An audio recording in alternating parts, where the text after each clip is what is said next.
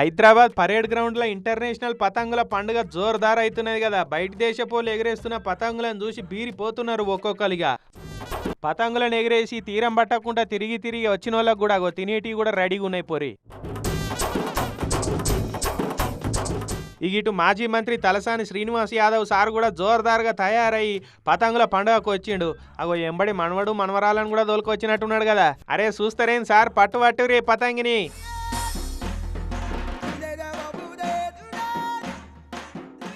అరే ఎన్నొద్దులైనా ఆడక అనుకున్నట్టున్నాడు కదా sir. డీలిడుగురి sir, డీలిడుగురి మంచిగా.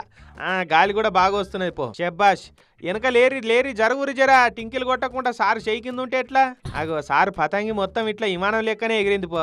వచ్చేసారి మా పార్టీ అధికార జెండా ఎగిరేస్తా అన్నంత కష్టతోటి పతంగి ఎగిరేసినట్టున్నాడు కదా సారు. ఇక ఈడి కథ ఇట్లున్నదా?